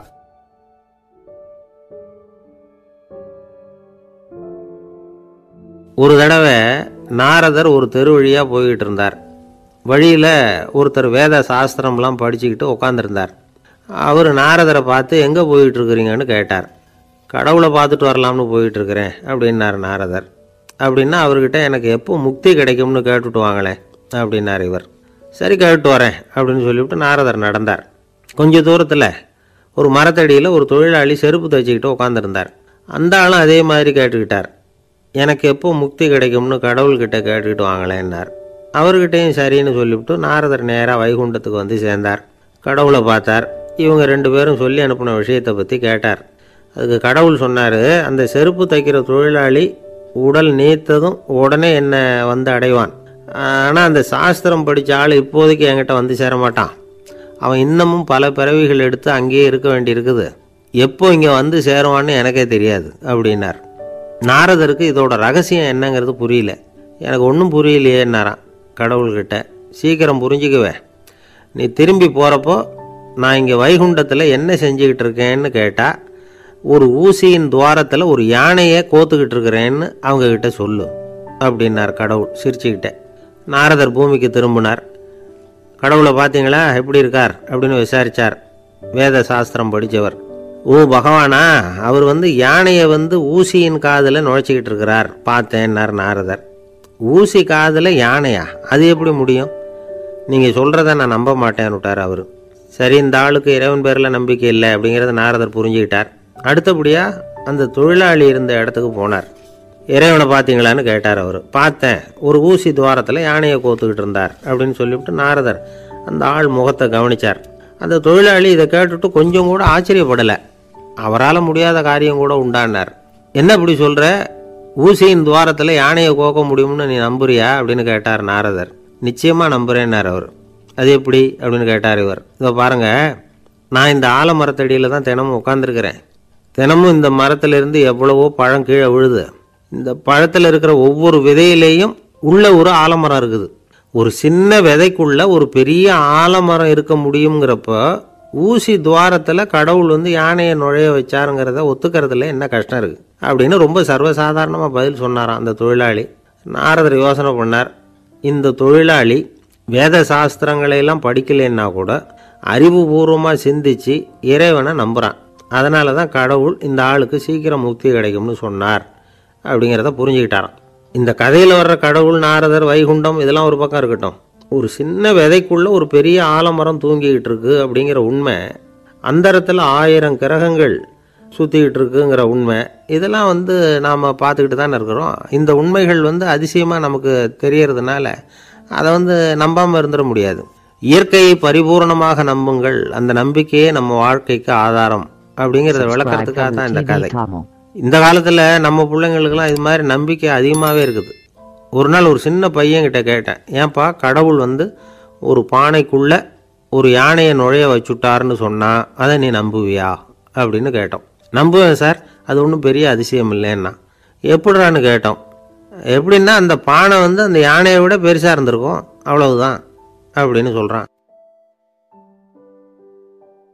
பக்தின்னு சொல்கிறோம் இல்லையா, அது 3 வகைப்படும் அப்படிங்கிறார் ஒரு பெரியவர். அது என்ன 3 வகைன்னா, தெய்வ பக்தி, அடியார்கள் பக்தி, குரு பக்தி. அடியார் பக்தியை விட தெய்வ பக்தியை விட குரு பக்தி தான் ரொம்பவும் சிறந்ததுங்கிறார் அவர். தெய்வத்துக்கிட்ட செஞ்ச பாவம் குருநாதர்கிட்ட தீர்ந்துருமா, குருநாதர்கிட்ட செஞ்ச பாவம் தெய்வத்துக்கிட்ட போனாலும் தீராதான். இப்படி பெரியவங்களாம் சொல்லி வச்சுருக்கிறாங்க. ஒரு காடு, அங்கே அயோத தௌமியர் அப்படின்னு ஒரு தபோதனர், அவர் பல மாணவர்களை ஒன்றா சேர்த்து ஒரு குருகுலம் நடத்திக்கிட்டு இருக்கிறார். பல தரப்பட்டவங்க, பல திறப்பட்டவங்க மாணவர்கள் அதில் சேர்ந்து படிச்சுக்கிட்டு இருக்கிறாங்க. பாஞ்சால ராஜகுமாரன் ஒருத்தனும் அந்த குருகுலத்தில் சேர்ந்து படிச்சுக்கிட்டு இருக்கிறான். அவன் பேர் ஆருணி. பெரிய இடத்து புள்ள, இருந்தாலும் படுப்பில் ரொம்ப கெட்டிக்காரனாக இருந்தான். அவன் தான் அங்கே முதல் மாணவன். ஒரு நாள் குருநாதர் அந்த அரசகுமாரனை கூப்பிட்டார். நம்ம குருகுலத்துக்கு சொந்தமான வயலில் தண்ணீர் பெருகி வெள்ளம் பயிரை அழிக்குதான். அதனால் நீ போய் மடையை அடைச்சிட்டு வந்துரு அப்படின்னார். அந்த அரசகுமாரன் உடனே புறப்பட்டான். குருநாதர் சொல்லிட்டார்ல, உடனே புறப்பட்டான். நான் பெரிய இடத்து பிள்ளையாச்சே, ராஜகுமாரனாச்சே, ரொம்ப செல்வாக்கூட வளர்ந்தவனாச்சே, நான் போய் வயலில் இறங்கி வேலை செய்கிறதா அப்படின்னுலாம் அவன் நினைக்கல. குருநாதர் கட்டளையை நிறைவேற்ற வேண்டியது நம்ம கடமை அப்படின்னு நினச்சான். உடனே ஒரு மண்வெட்டியை தூக்கி தோளில் வச்சுக்கிட்டு புறப்பட்டு போயிட்டான். வயலுக்கு போனான். பார்த்தான், தண்ணி கரையை உடச்சிக்கிட்டு வயலுக்குள்ளே ஏகமாக பாஞ்சிக்கிட்டு இருக்குது. இவன் மண்வெட்டியால் களிமண்ணை புல்லோடு சேர்த்து புல் பத்த மாதிரி வெட்டி வெட்டி போட்டான். இருந்தாலும் மடையை அடைக்க முடியல. தண்ணி அதை மீறி வந்துக்கிட்டே இருக்குது. தண்ணி வந்து வேகமாக வயலுக்குள்ளே போய்கிட்டே இருக்குது. போடுற பத்தையெல்லாம் கரைஞ்சி போயிட்டுருக்கு. இருந்தாலும் இவன் தன்னுடைய முயற்சியை கைவிடலை. வெட்டி வெட்டி போட்டுக்கிட்டே இருக்கிறான். காலையில் அங்கே போனவன் சாயந்தரம் வரைக்கும் இப்படி செஞ்சுக்கிட்டு இருக்கிறான். உடம்பும் மனசும் ரொம்பவும் சோர்ந்து போச்சு. இருந்தாலும் குருநாதர் இட்ட கட்டளையை நிறைவேற்றாமல் இருக்கிறோமேங்கிற ஒரு குறை அவனுக்கு இருக்குது. குரு கட்டளையை நிறைவேற்றாத நான் வந்து இன்னமும் இருக்கணுமா அப்படின்னு யோசனை பண்ண ஆரம்பிச்சிட்டான். என்ன செய்யலாம்னு பார்த்தான். நம்ம குருநாதர் இட்ட பணிக்காக இந்த உடம்பையே தியாகம் பண்ணலாம் அப்படின்னு முடிவு பண்ணான். தண்ணி பாயுதில் அதுக்கு குறுக்க விழுந்து அப்படியே மடையை அடைச்சிக்கிட்டு அப்படியே படுத்துட்டான். இது மற்றவங்களுக்கு தெரியாது. அன்னைக்கு ராத்திரி ஒரு விளக்கு முன்னாடி உட்காந்து குருநாதர் பிள்ளைங்களுக்கு பாடம் சொல்லி கொடுத்துக்கிட்டு இருக்கிறார். முதல் வரிசையில் இருக்கக்கூடிய ராஜகுமாரனை காணலை. நம்ம ஆருணி எங்கே போனா அப்படின்னு சொல்லி மற்ற மாணவர்களை விசாரித்தார். இப்போ அவங்க சொன்னாங்க, சுவாமி அவன் காலையில் வயலுக்கு வந்து மடையை அடைக்கிறதுக்காக போனான், நீங்கள் தான் போக சொன்னீங்க, இன்னும் திரும்பி வரல அப்படின்னு ஒரு பையன். குருநாதர் உடனே ஒரு தீவெட்டி எடுத்துக்கிட்டு மாணவர்களை அழைச்சிக்கிட்டு வயலுக்கு போனார். அங்கே போய் பார்த்தா ஆளை காணும். ஆருணின்னு சொல்லி சத்தம் போட்டு கூப்பிட்டு பார்க்குறார். நான் இங்கே இருக்கேன் குருநாதா அப்படின்னு காலுக்கு அடியிலேருந்து ஒரு சத்தம் வருது. குனிஞ்சு பார்த்தா அவன் மடையில் படுத்துருக்கிறான். என்னப்பா இதுன்னார். காலையிலேருந்து இந்த மடையை அடைச்சி பார்த்தேன் சுவாமி, முடியல, அதனால் இப்படி குறுக்க படுத்துட்டேன். என்னை தாண்டறதுக்கு பயந்து போய் தண்ணியை தேங்கி நின்றுட்டுது அப்படின்னா. அவனுடைய குரு பக்தியையும் அவனை தாண்டறதுக்கு அஞ்சு நிற்கிற தண்ணி தேக்கத்தையும் பார்த்துட்டு எல்லாரும் ரொம்ப ஆச்சரியப்பட்டு போயிட்டாங்களாம். ஆருணி எழுந்திரிச்சு வா அப்படின்னு கூப்பிட்டாரான் குருநாதர். அவன் தண்ணீரை பொழந்துக்கிட்டு எழுந்திரிச்சு வந்தானான். அதனால் அவனுக்கு வந்து உத்தாலகன் அப்படின்னு ஒரு பேர். உத்தாலகன்னா தண்ணீரை பிளந்தவன் அர்த்தம். அந்த உத்தாலகன் மாதிரி இந்த காலத்து மாணவர்களுக்கும் குரு பக்தி வேணும் அப்படின்னு சொன்னோம் ஒரு பள்ளிக்கூடத்தில். உடனே நிறைய மாணவர்கள் எழுந்திரிச்சு நின்னாங்க. சார், நீங்கள் எங்களை வந்து இன்னமும் சரியாக புரிஞ்சுக்கலன்னு நினைக்கிறோம். அன்னைக்காவது ஒருத்தன் அப்படி இருந்தான், இன்னைக்கு ஏகப்பட்ட உத்தாலகர்கள் இருக்கிறோம். எங்கள் வாத்தியார் கட்டளை இட்டா இப்போவே அது மாதிரி வயலுக்கு போய் மடையில் குறுக்கப்படுத்துக்கிறதுக்கு இந்த வகுப்பில் உள்ள அத்தனை பேரும் தயாராக இருக்கிறோம் அப்படின்னாங்க. அப்படியா அப்படின்னு சொல்லி கேட்டோம் ரொம்ப சந்தோஷமாக. ஒருத்தன் ரொம்ப அடக்கமாக எழுந்திரிச்சான். அப்புறம் சொன்னான், ஆமாம் சார், வகுப்பில் வந்து இவர் நடத்துகிற பாடத்தை கேட்டுக்கிட்டு இருக்கிறத விட பேசாமல் போய் மடையில் படுத்துடுறது ஒன்றும் கஷ்டமான காரியமாக இருக்காது, அதனால தான் எல்லாரும் அங்கே போகிறேன்னு சொல்கிறோம் அப்படிங்கிறான். ஒரு ஊரில் ஒரு ஞானி இருக்கிறார். ரொம்ப பெரிய ஞானி, ரொம்ப வயசாகிட்டுது. கடைசி காலத்தில் அவர்கிட்ட சில பேர் வந்தாங்க. உங்கள் குரு யார் அப்படின்னு கேட்டாங்க. அவர் நிமிர்ந்து பார்த்தார். எனக்கு ஆயிரக்கணக்கான குருமார்கள் உண்டு, அவங்க பேரெல்லாம் சொல்லணும்னா இந்த காலம் பத்தாது, ஆனால் முக்கியமான ஒரு 3 பேரை பற்றி மட்டும் உங்களுக்கு சொல்கிறேன் அப்படின்னாராம். அப்புறம் சொன்னார், அந்த 3 பேரில் ஒருத்தன் ஒரு திருடன். ஒரு சமயம் ஒரு பாலைவனம் வழியாக நான் போய்கிட்டு இருந்தேன். அப்போது வழி தவறி போய் ஒரு கிராமத்துக்கு போயிட்டேன். அது இருட்டு நேரம், நடு ராத்திரி, ஊரே உறங்கி போச்சு. அந்த நேரத்தில் ஒரு ஆள் மட்டும் ஒரு வீட்டு சுவத்தில் ஏதோ பண்ணி உள்ளே நுழையிறதுக்கு முயற்சி பண்ணிகிட்டு இருக்கிறான். அவங்கிட்ட போய் நான் இன்னைக்கு இங்கே எங்கே தங்க முடியும் அப்படின்னு கேட்டேன். அதுக்கு அவன், இந்த ராத்திரி வேளையில் அது ரொம்ப சிரமம், ஒரு திருடனோட உங்களால் தங்க முடியும்னா நீங்கள் என்னோட தங்கலாம் அப்படின்னா. நான் அவங்க கூட 1 மாதம் தங்கியிருந்தேன். ஒவ்வொரு நாள் ராத்திரியும் இப்போ நான் என்னுடைய வேலைக்கு போகிறேன், நீங்கள் ஓய்வு எடுத்துக்கோங்க அப்படின்னு சொல்லிவிட்டு போவான். அவன் திரும்பி வந்த உடனே உனக்கு ஏதாவது கிடைச்சிதான்னு நான் கேட்பேன். அதுக்கு அவன், இன்னைக்கு ராத்திரி ஒன்றும் இல்லை, நாளைக்கு மறுபடியும் முயற்சி பண்ணுவேன் அப்படின்பா. எப்பவும் அவன் நம்பிக்கை இழந்ததே கிடையாது, எப்பவும் சந்தோஷமாகவே இருப்பான். நானும் ரொம்ப காலமாக தியானம் பண்ணிக்கிட்டே இருந்தேன். ஒன்றுமே நடக்கலை. ஆனால் நான் என்ன பண்ணேன் தெரியுமா? மனசு வருத்தப்படும், நம்பிக்கை இழந்துருவேன். அப்போல்லாம் அந்த திருடனுடைய விடாமுயற்சி தான் ஞாபகத்துக்கு வரும். அதனால் அந்த திருடன் எனக்கு ஒரு குரு. என்னுடைய 2வது குரு யாருன்னா அது ஒரு நாய். இது எப்படின்னா, ஒரு சமயம் எனக்கு ரொம்ப தாகமாக இருந்தது. ஒரு நதியை நோக்கி போய்கிட்டு இருந்தேன். அப்போ ஒரு நாயும் வந்தது. அதுக்கும் தாகம். ஓடி வந்து ஆற்றை பார்த்தது. அதோட நிழல் வந்து ஆற்றுல தெரிஞ்சுது. அதை பார்த்ததும் பயந்துட்டுது. அதாவது அது தன்னுடைய சொந்த உருவத்தையே கண்டு பயந்தது. அதை பார்த்து குறைக்குது, திரும்பி ஓடிச்சு. ஆனால் அதுக்கு தாகம் அதிகமாக இருந்ததுனால அது மறுபடியும் திரும்பி வந்தது. பார்த்தா மறுபடியும் தண்ணியில் நாயோட உருவம் தெரியுது. இப்படி சில தடவை பண்ணிச்சு. இருந்தாலும் கடைசியில் தண்ணியில் குதிச்சுட்டுது துணிஞ்சி. இப்படி குதித்த உடனே அதோட உருவமும் மறைஞ்சுட்டுது. இதை பார்த்தேன். நான் என்ன புரிஞ்சுக்கிட்டேன்னா, எவ்வளவுதான் பயம் இருந்தால் கூட ஒருத்தன் தைரியமாக காரியத்தில் இறங்கணும் அப்படிங்கிறத புரிஞ்சுக்கிட்டேன். இந்த போதனை அந்த நாய்கிட்ட இருந்து எனக்கு கிடைச்சிது. இது ஒன்று. அடுத்தது என்னுடைய 3வது குரு யாருன்னா அது ஒரு சின்ன குழந்தை. நான் ஒரு சமயம் ஒரு நகரத்துக்கு போனேன். அங்கே ஒரு குழந்தை எரிகிற மெழுகுவத்தி ஒன்று எடுத்துக்கிட்டு வந்தது. நான் அந்த குழந்தைய பார்த்து வேடிக்கையாக கேட்டேன், ஏன் பாப்பா இந்த மெழுகுவத்தியை நீயாவே கொளுத்துனியா அப்படின்னு கேட்டேன். ஆமான்னுது அந்த குழந்தை. சரி, இந்த மெழுகுவத்தி முன்னாடி எரியாமல் இருந்தது, இப்போ எரியுது. இந்த மெழுகுவத்திக்கு வெளிச்சம் எங்கேருந்து வந்தது, அதை எனக்கு காட்ட முடியுமா அப்படின்னு கேட்டேன் அந்த குழந்தைகிட்ட. இதுக்கு அந்த குழந்தை சிரிச்சுக்கிட்டு அந்த மெழுகுவத்தியை ஊதி அணைச்சுட்டுது. அதுக்கப்புறம் என்னை பார்த்து கேட்டுது, இப்போ இந்த மெழுகுவத்தியின் வெளிச்சம் போனதை பார்த்தீங்க இல்லையா, அது எங்கே போச்சுன்னு எனக்கு சொல்லுங்க அப்படின்னுது. அந்த குழந்தை இப்படி கேட்டதும் என்கிட்ட இருந்த ஆணவம் அழிஞ்சுட்டுது. நான் படித்ததெல்லாம் அந்த வினாடியில் சுக்கு நூறாக போயிட்டுது. என்னுடைய முட்டாள்தனத்தை நான் உணர்ந்தேன் அப்படின்னு இவ்வளவும் அந்த ஞானி விவரமாக சொன்னாராம். அதனால் நாம் இன்னார்கிட்ட இருந்து தான் இதை கற்றுக்கணுங்கிறது இல்லை, யாருக்கிட்ட இருந்தும் எதையும் கற்றுக்கலாம். நம்மால் ஒருத்தன் ஒரு நாய் வளர்த்துக்கிட்டு இருந்தான். அந்த நாய்க்கு வால் கிடையாது. யாரோ ஏற்கனவே வெட்டி எடுத்துட்டாங்க. இந்த நாய் தான் சார் எனக்கு குரு, அதுகிட்டே இருந்து கூட நான் பாடம் கற்றுக்கிட்டு இருக்கிறேன் அப்படின்னா.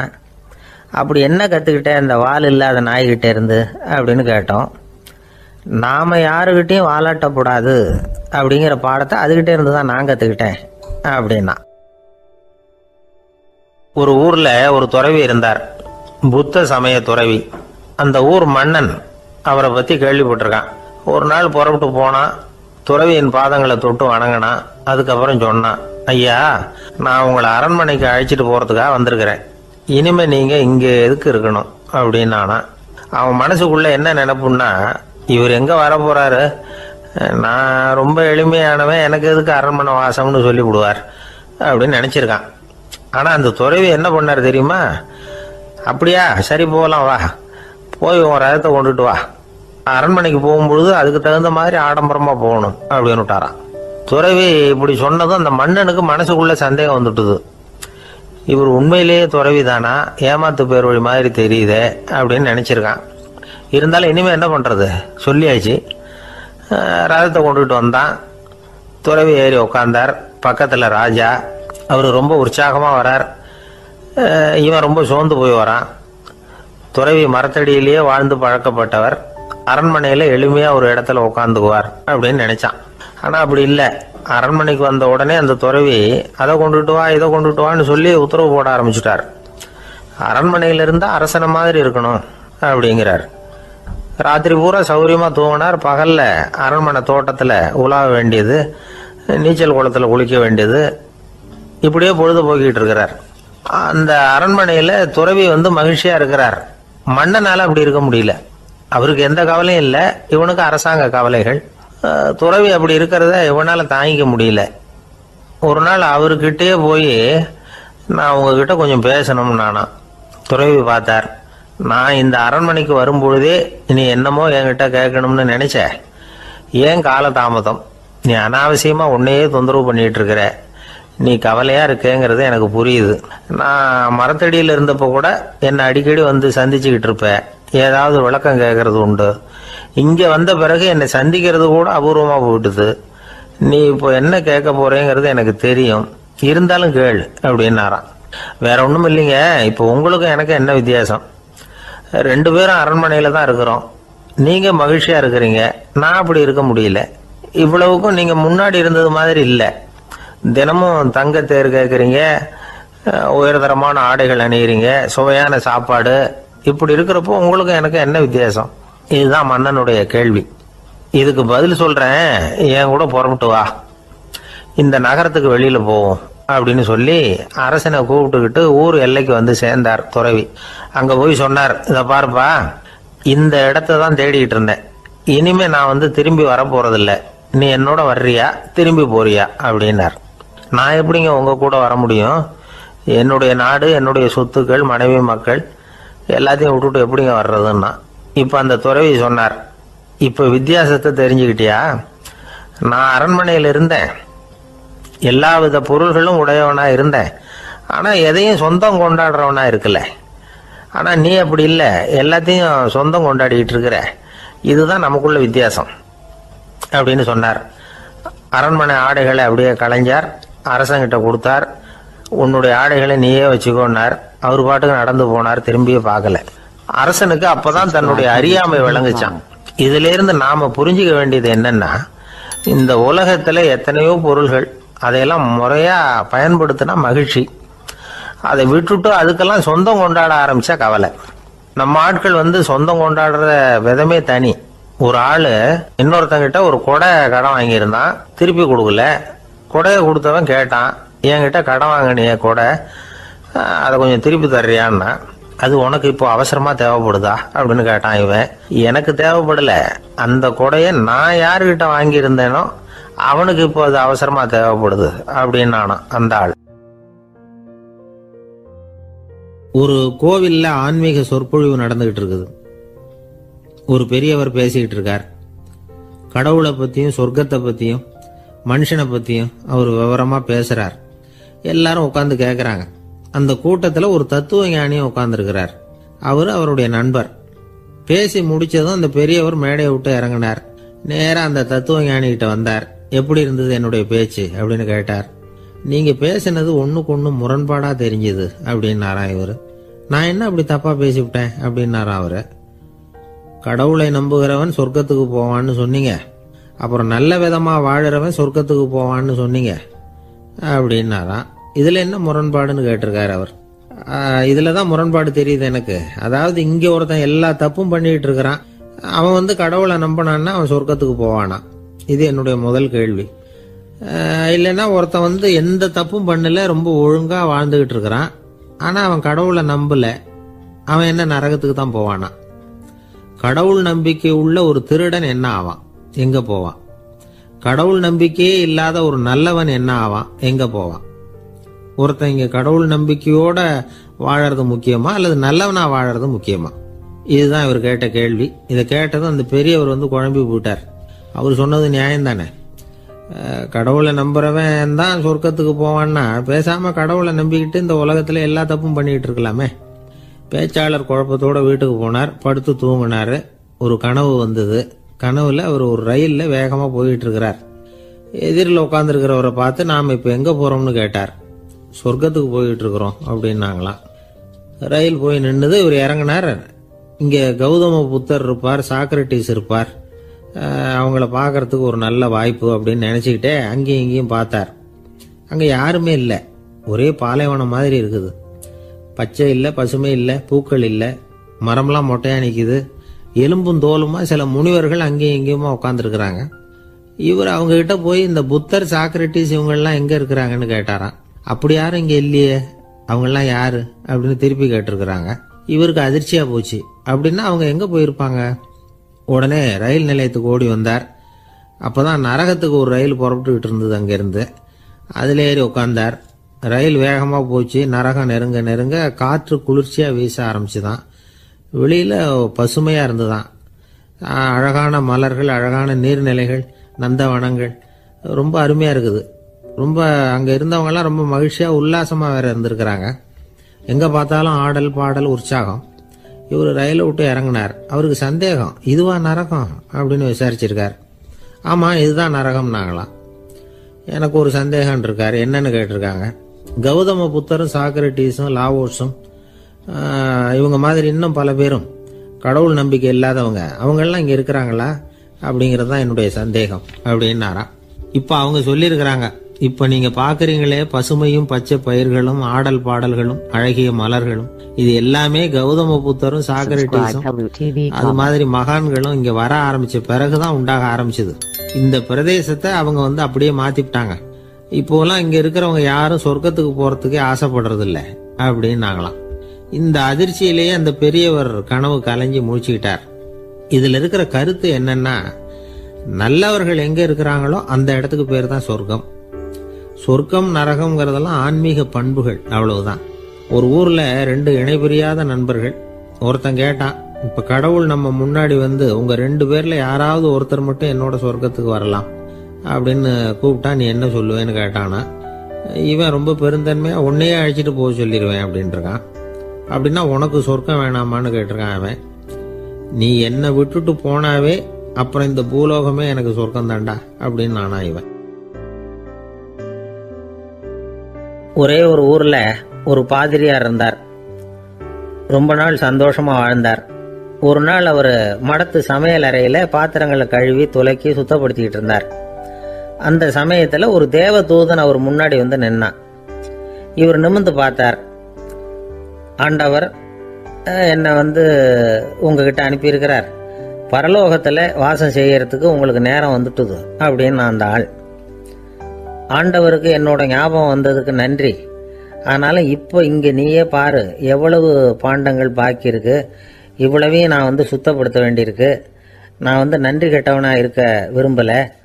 இந்த பணியை முடிக்கிற வரைக்கும் என்னுடைய பரலோக வாழ்வை தள்ளி வைக்க முடியுமா? நீ என்ன நினைக்கிற அப்படின்னு கேட்டார். தேவதூதன் தனக்கே உரிய விவேகத்தோட அன்போட பாதிரியாரை பார்த்தான். சரி, என்ன செய்யலாம்ங்கிறத அப்புறம் சொல்றேன் அப்படின்னு சொல்லிவிட்டு புறப்பட்டு போயிட்டான். ஒரு நாள் அந்த பாதிரியார் தோட்டத்தில் உள்ள களைகளை எல்லாம் ஒரு களை கொத்தியால கொத்தி களை எடுத்துக்கிட்டு இருக்கிறார். அந்த சமயத்துல இந்த தேவதூதன் மறுபடியும் அவர் முன்னாடி நிக்கிறான். பாதிரியார் பார்த்தார். இதை பாரு, இந்த தோட்டம் பூராவும் எவ்வளவு களை மண்டி கிடக்கு, பரலோகம் கொஞ்ச காலம் எனக்காக பொறுத்திருக்கலாம்னு நீ நினைக்கிறியா அப்படின்னு கேட்டார். தேவதூதன் சிரிச்சுக்கிட்டே மறுபடியும் மறைஞ்சிட்டான். மறுபடியும் அவர் களை எடுக்கிறது, தானிய களஞ்சியத்துக்கு வர்ணம் பூசுறது, இப்படிப்பட்ட வேலைகளில் ஈடுபட்டிருக்கார். இன்னொரு நாள் ஒரு மருத்துவமனையில் நோயாளிகளை கவனிச்சுக்கிட்டு ரொம்ப தீவிரமாக இருக்கிறார் அந்த பாதிரியார். ஒரு நோயாளியோட தாகத்துக்கு தண்ணீர் கொடுத்துட்டு நிமிர்ந்து பார்க்குறப்போ தேவதூதன் மறுபடியும் அவர் முன்னாடி நிற்கிறான். இந்த தடவை பாதிரியார் தன்னலமற்றவரா பேரன்பை காட்டக்கூடிய வகையில் தன்னுடைய 2 கைகளையும் உயர்த்தியபடி தேவதூதனின் கவனத்தை பிணியால் வாடக்கூடிய நோயாளிகளின் பக்கம் திருப்பினாராம். தேவதூதன் ஒன்றும் சொல்லல, மறைஞ்சிட்டான். அன்னைக்கு சாயந்தரம் பாதிரியார் மடத்தில் உள்ள தன்னுடைய அறைக்கு போய் இளைப்பாறினார். யோசிச்சு பார்த்தார். தேவதூதனையும் தேவதூதனின் விருப்பத்தையும் பல நாள் தள்ளி போட்டு வந்ததையும் அவர் ரொம்ப நினைச்சு பார்த்தார். திடீர்னு தான் முதுமை அடைகிறதையும் சோர்வு அடைகிறதையும் உணர்ந்தார். ஆண்டவரை நினைச்சார். ஆண்டவரே, உம்முடைய தூதனை மறுபடியும் என்கிட்ட அனுப்புனா நான் சந்திக்கிறதுக்கு ஆவலா இருக்கேன் அப்படின்னு சொல்றப்பவே தேவதூதன் பக்கத்துல நின்னான். பாதிரியார் நிமிர்ந்து பார்த்தார். நீ இப்பவே என்னை அழைச்சிக்கிட்டு போக விரும்பினா நான் பரலோகத்துக்கு வர்றதுக்கு தயாரா இருக்கேன்னார்.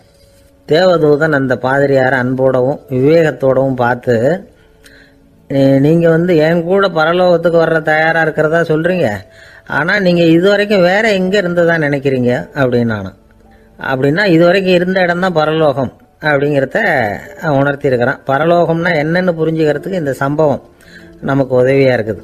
தொண்டு செய்யறதை விட பெரிய செயல் வேற எதுவும் இருக்க முடியாது. அது நம்ம மனசுக்கு கொடுக்கற சுகத்தை வேற எதுவும் கொடுக்க முடியாது. நாம தொண்டு செய்யற இடம் தான் அந்த புண்ணிய இடம். ஆனா இந்த காலத்துல எல்லாம் நாம தொண்டு செய்யணும்னு நினைச்சு ஏதாவது ஆரம்பிச்சா கூட அதை ஒரு மாதிரியா சுத்தி நின்று வேடிக்கை பார்க்க ஆரம்பிச்சிடுறாங்க. ஒரு பெரியவர் அப்படித்தான் ஒரு தொண்டு செஞ்சுக்கிட்டு இருந்தார். ஒரு கோவில் கட்டிக்கிட்டு இருந்தாங்க. அதுல ஒரு இடத்துல ஒரு பலகையை வச்சு ஆணி அடிக்கிற வேலையை செஞ்சுக்கிட்டு இருந்தார் அந்த பெரியவர். ஒரு சின்ன பையன் அதை ரொம்ப ஊக்கமா அக்கறையா கவனிச்சுக்கிட்டு இருந்தான். பெரியவர் இதை கவனிச்சார். என்னப்பா பார்க்குற, உனக்கும் இது மாதிரி தொண்டு செய்யணும்னு ஆசையா இருக்கா அப்படின்னு கேட்டார்.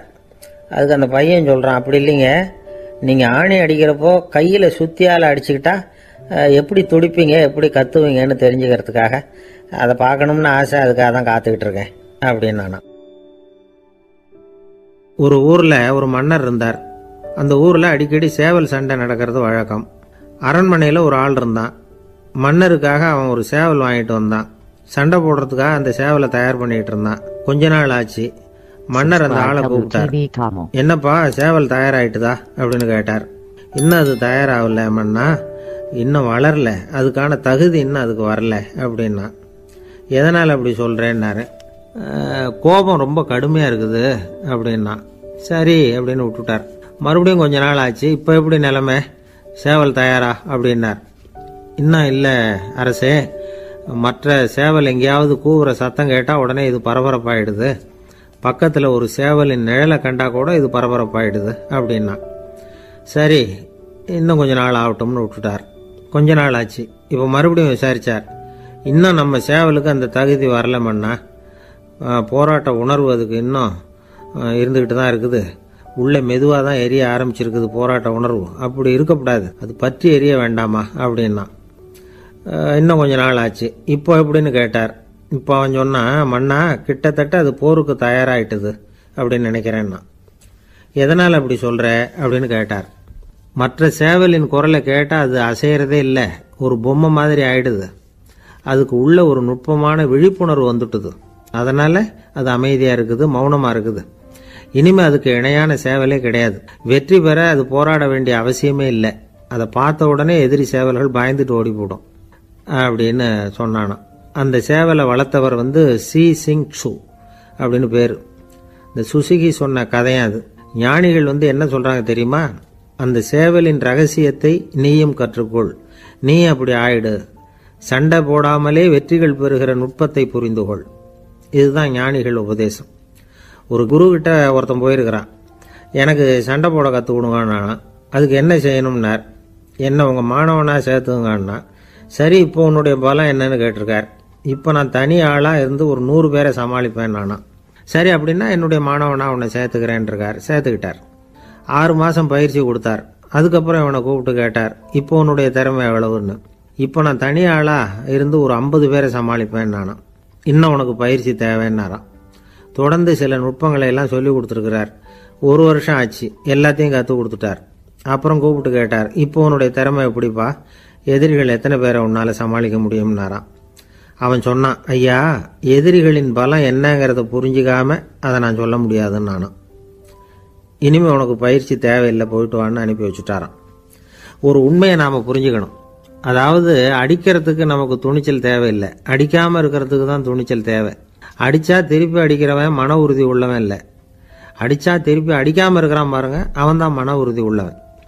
ஒருத்தன் தலை தெறிக்க வேகமாக ஓடிக்கிட்டு இருந்தானா. எங்கடா ஓடுற அப்படின்னா, எதுக்க வந்தவன். ஒரு சண்டையை